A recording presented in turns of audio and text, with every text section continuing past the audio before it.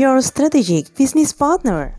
Sahabat pembelajar, di sesi sebelumnya kita telah membahas tentang gambaran besar keterampilan kepemimpinan berorientasi tugas, yang inti poinnya adalah tentang menyelesaikan sesuatu, getting things done. Nah, kali ini kita akan lebih jauh mengkaji tentang perencanaan dan eksekusi yang merupakan salah satu keterampilan utama dalam kepemimpinan berorientasi tugas. Perencanaan dan eksekusi adalah seperangkat keterampilan kepemimpinan yang berfokus pada mengidentifikasi secara proaktif apa yang perlu dicapai. Ya, mengetahui dan atau merencanakan tujuan dari semua program atau aktivitas operasional menjadi hal krusial yang harus kita lakukan dalam tahap perencanaan. Ini semacam target yang spesifikasinya perlu ditentukan terlebih dahulu di awal. Targetnya apa? Bagaimana skala atau besaran targetnya? Berapa lama waktu yang diperlukan untuk mencapai target tersebut? Dan seterusnya. Kata kuncinya, rencanakan target yang ingin dicapai. Berikutnya, membagi dan mendelegasikan pekerjaan ke dalam program-program, tugas-tugas, dan aktivitas-aktivitas. Suatu target umumnya tidak bisa dicapai melalui single operation. Misalnya saja, kita memiliki target membuat presentasi tentang evaluasi dampak diklat atau EDD. Tentu untuk bisa membuat presentasi dengan tema EDD, ada beberapa aktivitas yang harus kita lakukan. Mencari bahan-bahan literasi bisa berupa e-book, artikel, webinar, podcast, atau YouTube dengan tema EDD. Untuk mencari bahan-bahan tersebut, kita bisa mencari keseluruhannya secara sendiri atau berbagi beban tugas dengan rekan-rekan setim. Setelah terkumpul bahan-bahan literasi, kita pun mempelajarinya. Bisa secara mandiri juga atau secara berkelompok dengan melakukan sharing dan diskusi interaktif dengan rekan atau dalam tim. Melalui proses kajian literasi ini, kita pun merumuskan poin-poin penting yang akan masuk dalam presentasi EDD. Kita bedakan mana poin yang dituliskan dalam slide presentasi dan poin mana yang akan masuk dalam penjelasan verbal presentasi alias skrip presentasi. Barulah kita menyusun presentasi dengan tema EDD hingga tuntas.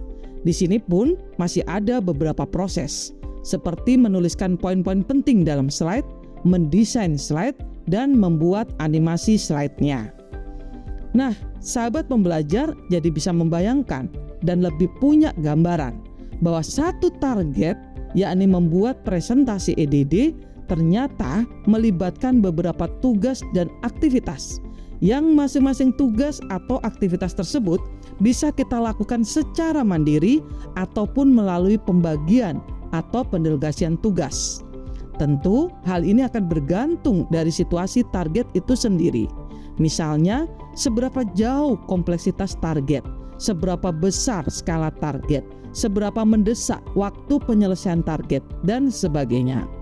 Sahabat pembelajar bisa mempertimbangkan beberapa aspek penting yang berkolerasi langsung dengan target yang harus dicapai. Hal ini nantinya juga akan berkaitan dengan manajemen prioritas aktivitas, manajemen waktu, dan sumber daya. Bahasan tentang hal ini akan menjadi fokus kita ya dalam sesi berikutnya. Maka kata kunci di sini adalah buat tahapan tugas dan aktivitas untuk mencapai target. Pahami situasi target, lakukan strategi eksekusi tugas dan aktivitas untuk mencapai target. Kemudian, monitoring kinerja dari waktu ke waktu. Sahabat pembelajar, tahapan ini terkadang atau bahkan seringkali diabaikan, tidak dilakukan. Para leader lebih banyak fokus pada penentuan target dan eksekusi operasional untuk pencapaian target. Ini adalah suatu kesalahan yang mutlak. Tahapan monitoring memiliki arti penting sebagai alarm. Apakah perencanaan dan eksekusi kita telah on the track dengan target yang ingin dicapai?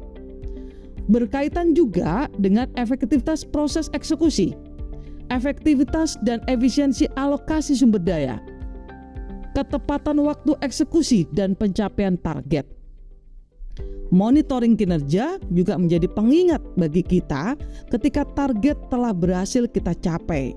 Begitupun sebaliknya, Melalui monitoring kinerja, kita jadi menyadari bahwa target ternyata tidak mampu kita capai dalam waktu yang telah ditentukan di awal. Sehingga kita perlu melakukan langkah-langkah korektif dan atau tindak lanjut untuk mencapai target bagaimanapun caranya. Idealnya, monitoring kinerja ini akan memberikan kita informasi tentang pencapaian kita, hal-hal yang telah berhasil kita lakukan dengan baik, dan hal-hal yang belum berhasil kita lakukan secara optimal. Maka kata kuncinya adalah monitoring kinerja harus memberikan informasi bernilai yang bisa ditindaklanjuti untuk mencapai target yang ditentukan, atau bahkan mengakselerasi pencapaian target. Sahabat pembelajar, dari bahasan di atas, kita jadi semakin paham dan yakin bahwa perencanaan dan eksekusi merupakan keterampilan manajemen dasar yang sangat penting. Pada tahap ini, Anda sebagai leader harus menyusun dan menetapkan strategi, menyelaraskan tim dengan strategi yang ada, meningkatkan kualitas produk dan layanan, meningkatkan akuntabilitas, menerapkan sistem dan proses secara terintegratif, serta meningkatkan efisiensi operasi. So, tidak bisa tidak, para leader harus menguasai keterampilan ini dan menjadikannya sebagai kompetensi yang melekat dalam pribadi setiap leader. Sahabat pembelajar, tahukah Anda, ternyata perencanaan dan eksekusi yang efektif dan produktif melibatkan keterampilan mengelola prioritas, merencanakan dan mengatur pekerjaan, mendelegasikan dengan baik, dan menciptakan urgensi. Nah, bagaimana penjabaran masing-masing kategori keterampilan tersebut? Kita akan bahas dalam video berikutnya. Sampai jumpa.